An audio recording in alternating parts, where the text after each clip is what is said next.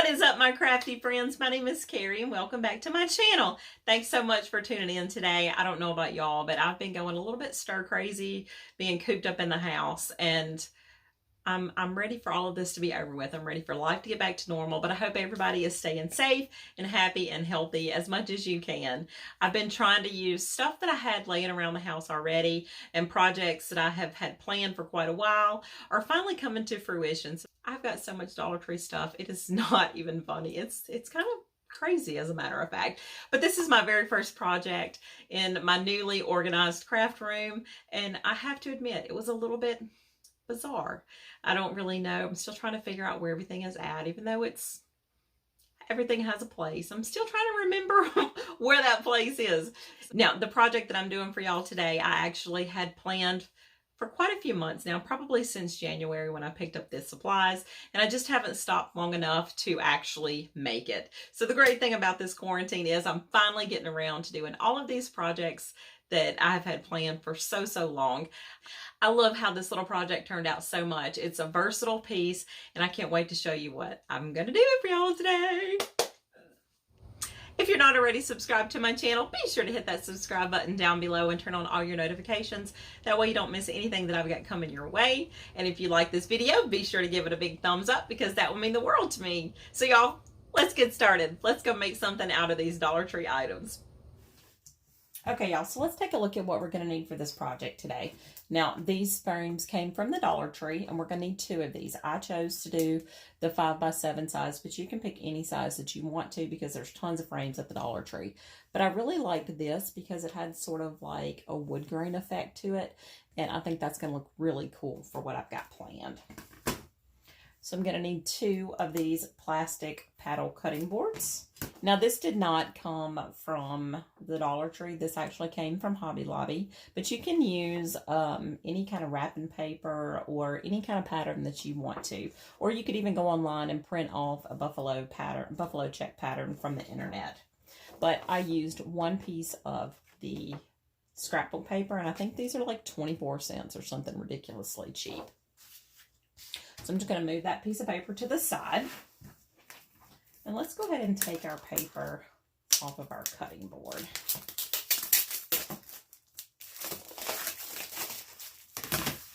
Now I've gone ahead and taken off the paper from my frame. And like I said, you're going to need 2 of these, and you're also going to need 2 of your paddles. Okay, so let's take off our backer board here.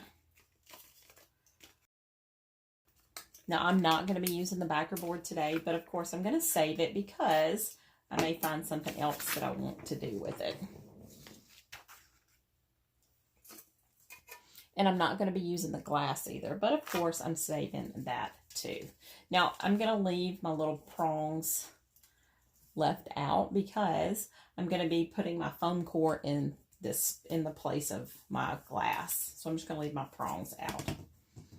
I've gone ahead and cut my foam core to the size of my frame backer here. And I just used an X-Acto knife to cut this. Now, the next piece of foam core that we've cut is roughly 8 3/4 by 4 1/4. And we're just going to lay this to the side because we're not going to use this yet. But while I was cutting the foam core, I went ahead and cut both pieces so I could put those tools away. So I'm going to lay down a little bit of newspaper, and I'm going to take my Rust-Oleum chalk paint in the color Linen White, and I'm just going to give a nice coat of chalk paint to both sides of my cutting board and also to my frame. Okay, so while our pieces are drying, I'm going to go ahead and start cutting out my scrapbook paper. Now I'm going to use my backer board as my template for the frame. But for the backer board to our little cutting board here, I just held up my paper. And you can see it's got a little groove here on the side. And this is what we're going to be putting, this is where we're going to be putting the scrapbook paper, is inside this little recessed area here. So I just sort of eyeballed it and cut right down. And made a piece that fits right in the center here. So I'm going to cut 2 of those pieces. And then I'm going to use my backer board. And I'll be honest, I did have to sort of piece together the other side. And I had to kind of Frankenstein it together. But I'm not worried about it because it's not really that big a deal. Not enough for me to mess up 2 pieces of scrapbook paper. So I ended up getting 4 pieces out of that 1 scrapbook paper. And that's exactly what I need. So when I glue this onto my foam board, I am going to have a space that doesn't go all the way to the edge. But like I said, I'm honestly not even worried about that at all. Okay, so now that we've got all of our pieces done, let's go ahead and Mod Podge these. I'm just going to take some of my Mod Podge.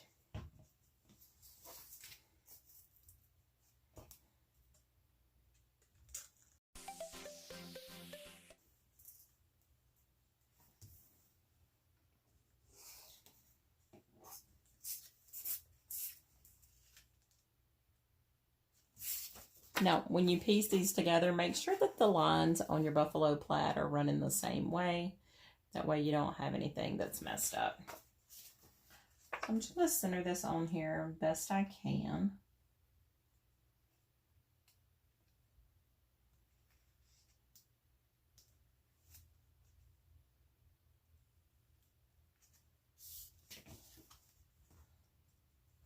It looks pretty straight.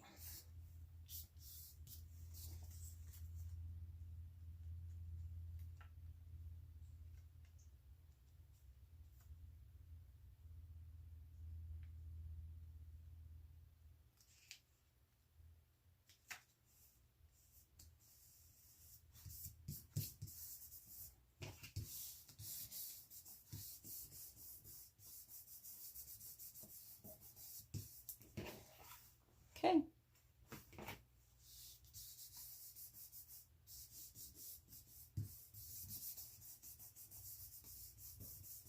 And just to make sure this is sealed really well, I'm going to Mod Podge over the top with a light coat.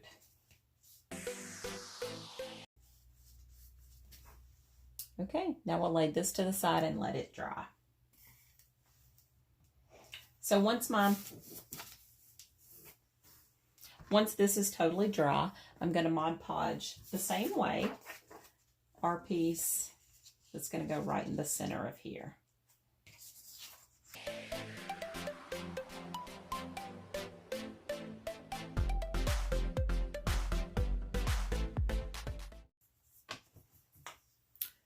Okay, there it is.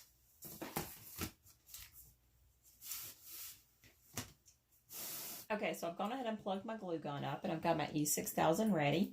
But before we start gluing, I'm going to pop in my little foam piece into my frame.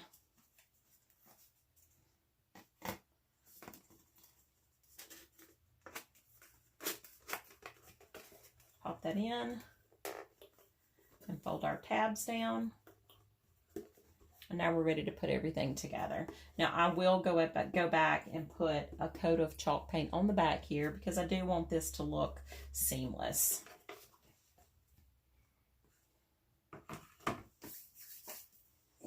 So I forgot to mention in the beginning that we're also going to need a dowel. I picked up this dowel from Michael's.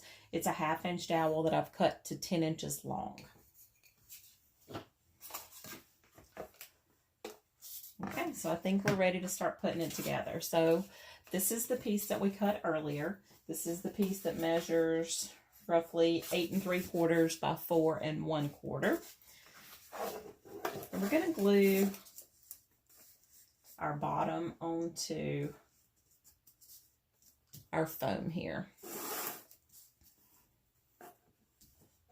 I'm going to use, whoops, my chalk paint's not quite dry.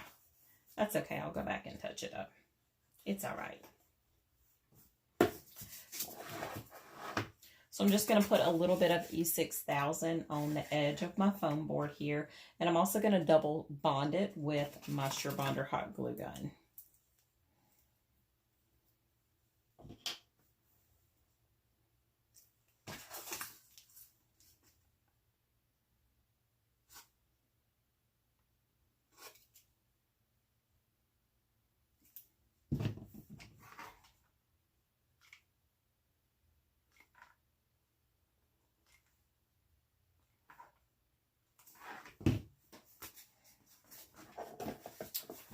I'm going to put this together on my mat here just so that I know it's nice and straight.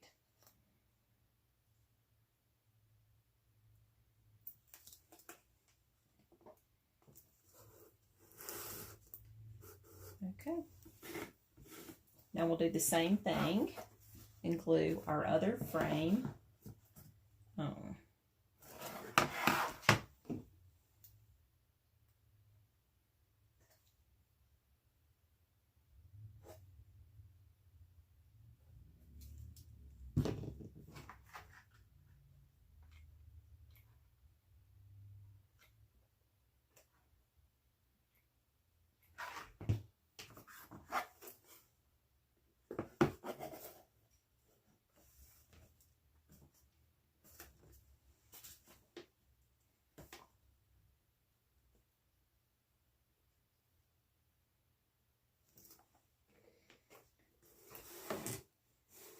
Okay, it's starting to come together.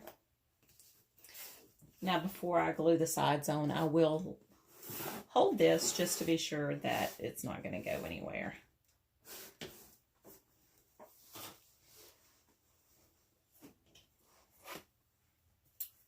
Okay, so now I want to make sure that my measurements are correct. And I'm going to be gluing my frames on the inside of my board. You can choose to glue them to the outside all the way to the edge if you want to, but I played around with it and I just like the way it looked whenever it was recessed into this part. So that's what I'm going to go with. I'm going to do the same thing. I'm going to double glue with my E6000 and also my hot glue.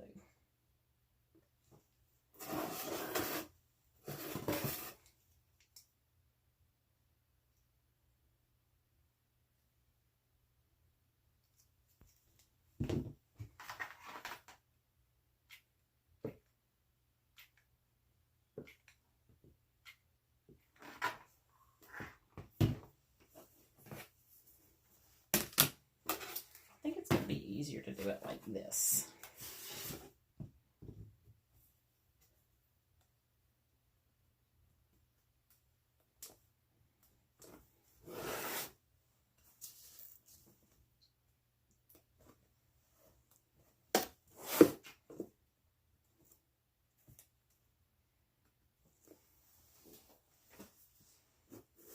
Now, because I did forget to put some hot glue on the bottom, I'm going to go back in and reinforce on the inside of my box here.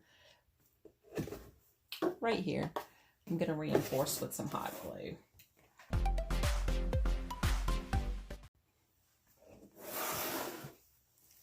Okay, now let's put our last piece on. And y'all, this project is almost done. I cannot believe how quick it came together.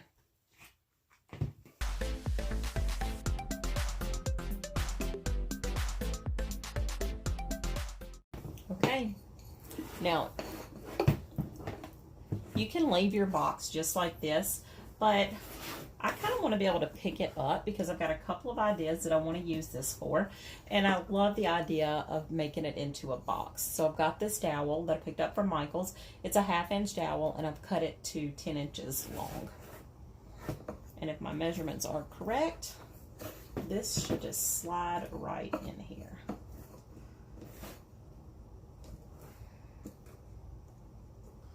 I'm going to put just a little bit of hot glue to secure this, and the only thing that I've got left to do is to put a little bit of chalk paint on this handle and also on the inside of my frame here.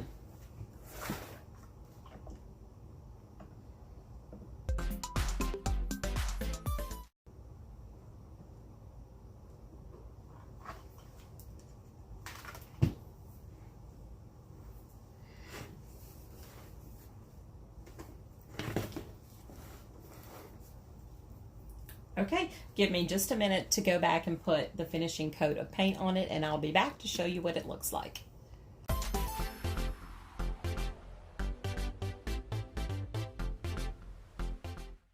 Okay, so this is the first look that I've got going on with our box, and I've just got this sitting on my laundry room shelf, and I think it's really cute. I just put some lamb's ear down inside there, and you can get your lamb's ear at Walmart or Michael's or any of the other hobby stores. Option number 2 is to use it as a bathroom organizer. All of the cords for your appliances just tuck nice and neatly down inside the box, and you can easily see which one you want to grab. This is a great option. The next option is to use it as a silverware caddy for your next picnic. Now all I did was to put a Dollar Tree jar down in the bottom there and stick my silverware and my napkins down inside of there. It also makes a great kitchen utensil caddy.